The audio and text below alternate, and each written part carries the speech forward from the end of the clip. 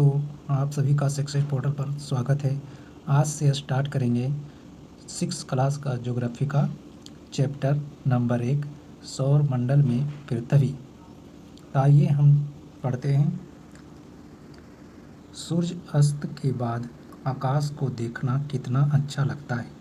आसमान में पहले 1 या 2 चमकते बिंदु ही दिखते हैं, लेकिन बाद में इनकी संख्या बढ़ती जाती है।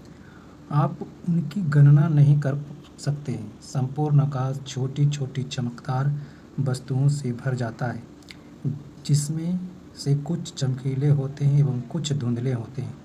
ऐसा प्रतीत होता कि मानो आकाश में हीरे जड़े हों। इनमें से कुछ टिमटिमाते प्रतीत होते, लेकिन मगर आप उनको ध्यान से देखेंगे तो आप पाएंगे कि इनमें से कुछ की टिमटिमाहट अंश से अलग है। ये बिना किसी टिमटिमाहट के चंद्रमा के समान चमकते हैं। इन चमकीले वस्तुओं को साथ आप लगभग प्रतिदिन चंद्रमा को भी देखते हैं। यह अलग अलग समय पर अलग अलग आकार तथा अलग अलग स्थितियों में दिखाई पड़ता है। आप पूर्ण चंद्र ग्रह को लगभग 1 महीने में 1 बार देख सकते हैं। पूर्ण चंद्रमा को लगभग 1 महीने में 1 बार देखा जा सकता है। यह पूर्ण चंद्रमा वाली रात या पूर्णिमा होती है। 15 दिन के बाद आप इसे नहीं देख सकते हैं। यह नए चंद्रमा की रात्रि या अमावस्या होती है। ऐसी रात में अगर आप साफ हैं तो आप आसमान का अवलोकन अच्छी तरह से कर सकते हैं। क्या आपको इस बात पर आश्चर्य नहीं होता कि हम दिन के समय चंद्रमा एवं इन सभी छोटी चमकीली वस्तुओं को क्यों नहीं देख पाते हैं? ऐसा इसलिए होता है क्योंकि सूर्य अत्यधिक तेज प्रकाश के कारण रात के समय चमकने वाली वस्तु को हम दिन में ना देख पाते हैं। सूर्य, चंद्रमा तथा वे सभी वस्तुएं जो रात के समय आसमान में चमकती है, उसे हम कहते हैं खगोलीय पिंड। कुछ खगोलीय पिंड बड़े आकार वाले तथा गर्म होते हैं। ये गैस से बने होते हैं। इनके पास अपनी ऊष्मा प्रकाश होता है, जिसे वे बहुत बड़ी मात्रा में उत्सर्जित करते हैं। इन खगोलीय पिंडों को तारा कहते हैं। सूर्य भी एक तारा है। सूर्य क्या एक प्रकार का तारा है। रात के समय चमकते हुए अनगिनत तारे सूर्य के समान ही है, लेकिन हमसे बहुत दूर होने के कारण हम लोग उसकी ऊष्मा या प्रकाश को महसूस नहीं करते हैं तथा वे अत्यंत छोटे दिखाई पड़ते हैं। आपने अवश्य ध्यान दिया होगा कि कुछ दूरी से देखने पर सभी वस्तुएं छोटी दिखाई पड़ती है। अत्यधिक ऊंचाई पर उड़ रहे हवाई जहाज कितना छोटा दिखाई देता है। रात्रि में आसमान की ओर देखते समय आप तारों के विभिन्न समूह द्वारा बनाई गई विविध आकृतियों को देख सकते हैं, जिसे हम नक्षत्र मंडल कहते हैं। अर्सा मेजर को हम कहते हैं बिग बियर। इसी प्रकार का एक नक्षत्र मंडल है। बहुत आसानी से पहचान में आने वाला नक्षत्र मंडल सप्तऋषि, जिसको सप्त में 7, ऋषि में संत, अपना यह 7 तारों का समूह है, जो कि नक्षत्र मंडल अर्सा का भाग है। आपने परिवार या पड़ोस में किसी बड़े व्यक्ति से कहिए कि वह आपको आसमान में और अधिक तारों, ग्रह तथा नक्षत्र मंडल को दिखाएं। प्राचीन समय में लोग रात्रि में दिशा का निर्धारण तारों की सहायता से करते थे। उत्तरी तारा उत्तरी दिशा को बताता है। इसे ध्रुव तारा भी कहा जाता है। यह आसमान में हमेशा एक ही स्थान पर रहता है। हम सप्तऋषि की सहायता से ध्रुव तारे की स्थिति को जान सकते हैं।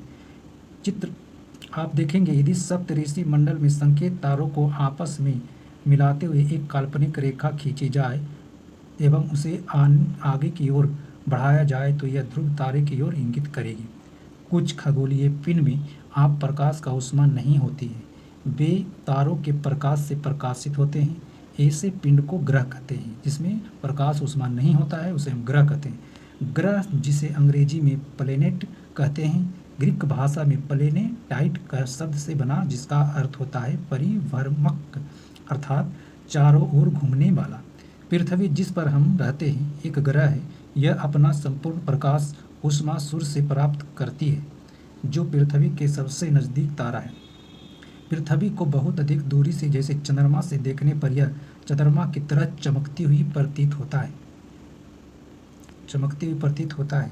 अब देखिए यहाँ बुध को देखिए, बुध है यहाँ, यहाँ बुध, बुध के बाद शुक्र, शुक्र के बाद पृथ्वी, पृथ्वी के बाद मंगल, मंगल के बीच उसके बाद क्षुद्र ग्रह, उसके बाद बृहस्पति, उसके बाद शनि, उसके बाद यूरेनस, उसके बाद नेपच्यून है। अब देखते हैं क्या है। बुध है जो सूर्य के चारों ओर एक परिक्रमा करने में, परिक्रमा मतलब होता है किसी दूसरे की ओर चारों तरफ घूमना, उसे परिक्रमण कहते हैं। जो अपने अक्ष पर घूरता उसे घूर्णन कहते हैं। फिर बुध है जो 88 दिन में सूर्य की परिक्रमा करता है और अपने अक्ष पर 59 दिन में घूर जाता है। शुक्र है जो सूर्य के चारों ओर एक परिक्रमा 255 दिन में करता है और अपने अक्ष पर 243 दिन में घूरता है, घूर्णन करता है। पृथ्वी सूर्य के चारों ओर एक परिक्रमा 365 दिनों में घूरता है और एक दिन में घूर जाता है। मंगल सूर्य के चारों ओर एक परिक्रमा 687 दिन में अपने अक्ष पर घूर्णन एक दिन में करता है। चंद्रमा की संख्या 2 है, मंगल के उपग्रह की संख्या 2 है। अब बोलेगा आंतरिक ग्रह, सूर्य के बहुत नज़दीक जो ग्रह होते हैं जो आंतरिक होते हैं, बुध, शुक्र, मंगल, पृथ्वी, मंगल ये चट्टान के बने होते हैं।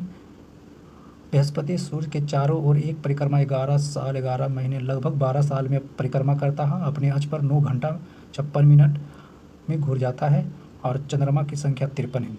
सूर्य के चारों ओर शनि लगातार 29 साल 5 महीने में अपने अक्ष पर घूर जाता है 10 घंटा 40 मिनट में। यूरेनस सूर्य के चारों ओर एक परिक्रमा 84 दिन में अपने अक्ष पर घूर जाता 17 घंटा 14 मिनट में। उपग्रहों की संख्या 27 है। सूर्य के चारों ओर एक परिक्रमा 164 दिन में करता है, साल में करता है और अपने अक्ष पर घूर्णन 16 घंटा 7 मिनट। चंद्रमा की संख्या 13 है।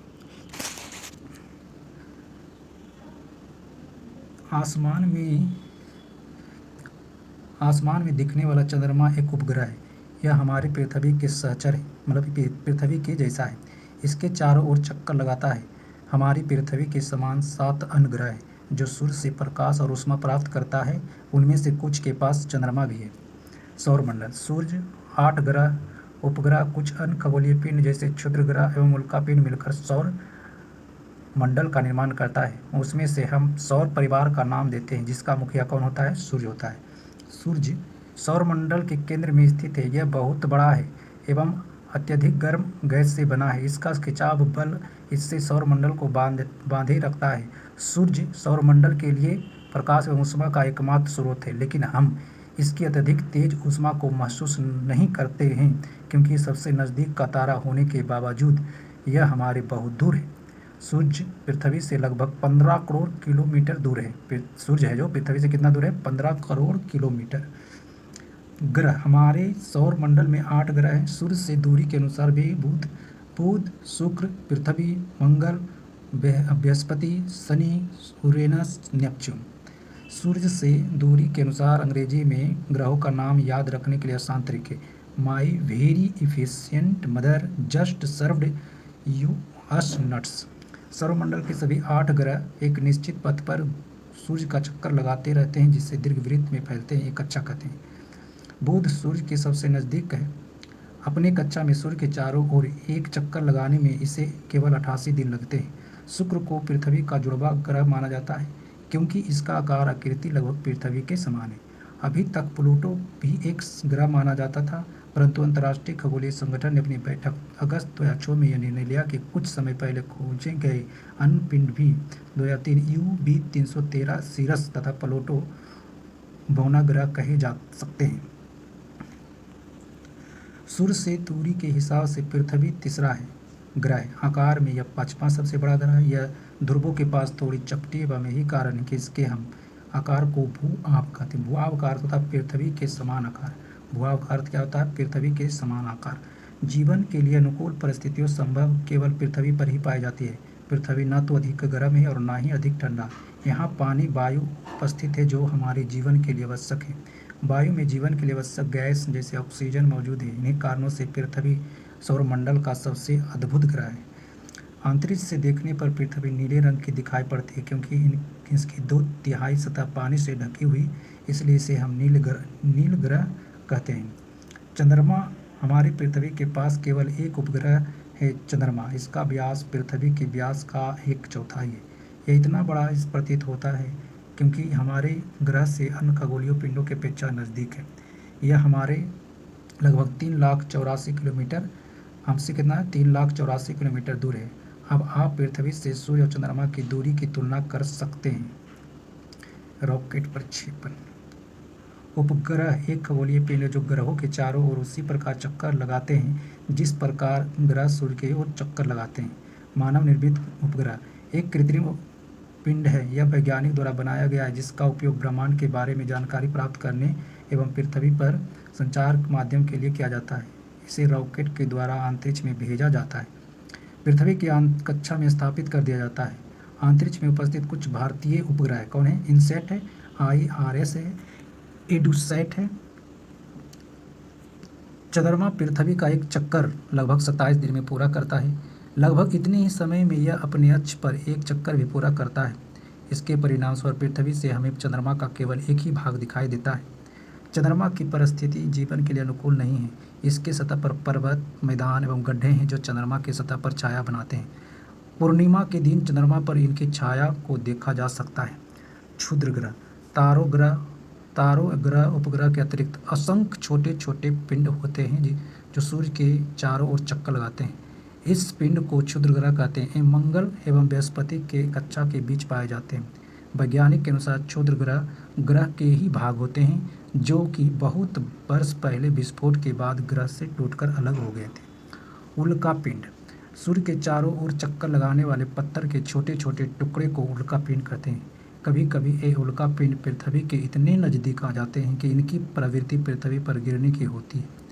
इस प्रक्रिया के दौरान वायु के साथ घर्षण होने के कारण ये गर्म होकर जल जाते हैं, पर फलस्वरूप चमकदार प्रकाश उत्पन्न होता है।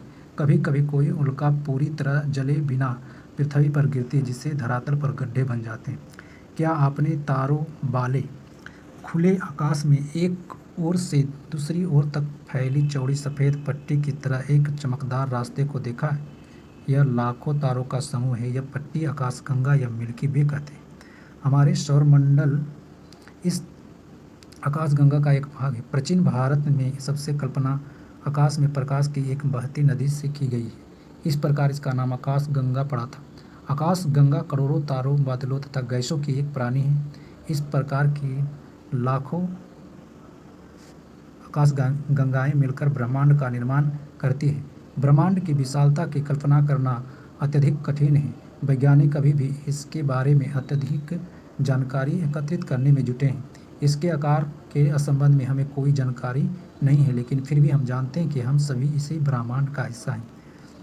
पृथ्वी के बाद सौरमंडल, उसके बाद आकाश, उसके बाद ब्रह्मांड। क्या आप ब्रह्मांड के साथ अपना संबंध बता सकते हैं? आप पृथ्वी पर हैं तथा पृथ्वी सौरमंडल का एक भाग है। हमारा सौरमंडल आकाशगंगा का एक भाग है जो ब्रह्मांड का हिस्सा है। ब्रह्मांड से जुड़े इस तथ्य पर विचार कीजिए कि इसमें लाखों आकाश मौजूद है। इस चित्र क्या, तो इस चैप्टर में इतना ही।